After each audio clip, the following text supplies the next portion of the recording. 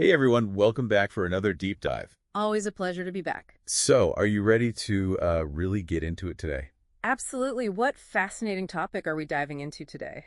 Today we're going to be looking at the connection between language and history. Ooh, that's a good one. Yeah, and to guide us, we've got some excerpts from this text. 2. I see you've been practicing your Japanese. You know it. It actually means text has been pasted in Japanese. Well, I'm sure the text itself is far more insightful than its title. Oh, definitely. But before we get into the text, I just want to throw a question out there. All right, hit me. Have you ever, stopped and thought about how language really shapes, well, not just how we talk to each other, but also our sense of, who we are? You mean our identity and where we fit in the grand scheme of things? Exactly. And even our history, our collective past. You know, that's a point the text really drives home. It talks about how language communities, people who speak the same language, play a huge role in the unfolding of history. Language communities, huh? That's interesting. So it's not just about individuals speaking a language, but about these whole groups of people connected by that shared language. Precisely. And these communities, well, they're not just frozen in time, are they? They change, evolve, split off into dialects, even new languages entirely. Like how British English and American English are kind of different, right? Perfect example. Or think about Haitian Creole, which emerged from a mix of French and West African languages. It's fascinating how languages can blend like that. It's kind of like how slang words pop up in different generations, right? It's like creating these mini language communities within a bigger one.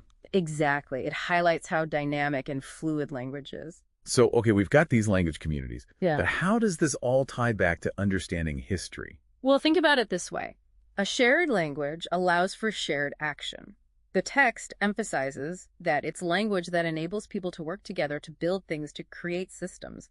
And that's what history is, right? The accumulation of all those shared actions. Whoa, so it's like language isn't just a way to record history, it's actually a tool for making history. Exactly. The text uses the Roman Empire as a prime example. As Latin spread, it wasn't just about imposing laws and administration. It also helped foster a shared identity across a vast and diverse territory. So it's like the language itself helped to kind of bind the empire together. In a way, yes. And this concept isn't limited to ancient empires. Think about your own life, your own experiences. Let me think. Well, you mentioned slang earlier. What about inside jokes? Perfect example. Inside jokes rely on a shared understanding of specific words or phrases. They strengthen bonds within a group by creating a sense of exclusivity. It's like having a secret code, right? Only those in the know get it. Exactly. But have you ever felt excluded by an inside joke? Oh, definitely. Sometimes it makes you feel like an outsider, like you're not part of the group. Right. It shows how language, while generally unifying, can also be used to exclude and create boundaries. That's really interesting. It kind of makes you think about the different ways language can be used, both for good and bad. Absolutely. But let's shift gears a bit. We've talked about how language connects us to the past. But what happens when languages themselves disappear? Oh, that's a good point. The text also talks about the consequences of language loss, doesn't it? It does, and it's a serious issue. When a language fades away, we don't just lose words, we lose an entire way of understanding the world. Right. Each language has its own unique perspective, its own way of seeing things. Precisely.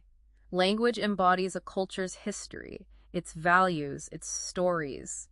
When those languages are lost, so too is a part of that culture's heritage. Just like imagine losing a library full of unique books, each one telling a story that's been passed down for generations. A powerful analogy. And it's not just about stories, it's about knowledge, too. Many indigenous languages, for instance, contain incredibly detailed information about local ecosystems, medicinal plants, sustainable practices, knowledge that could be crucial in facing contemporary challenges like climate change. It's amazing to think about how much knowledge is embedded in language. It really is. Okay, so we've covered a lot of ground here, but what does all this mean for us today?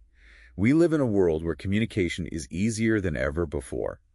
Does this mean language might play a different role in shaping our future? That's the million-dollar question, isn't it? While technology allows us to communicate across languages more easily, it also raises concerns about dominant languages overshadowing less widely spoken ones. Right, it's like this double-edged sword. Exactly. It's a complex issue without easy answers, but recognizing the fundamental link between language and history is a crucial starting point. It really makes you think about the responsibility we have, to preserve linguistic diversity and make sure all voices are heard. I couldn't agree more. Well, that's some serious food for thought as we wrap up this deep dive. Thanks for joining us, everyone. Until next time.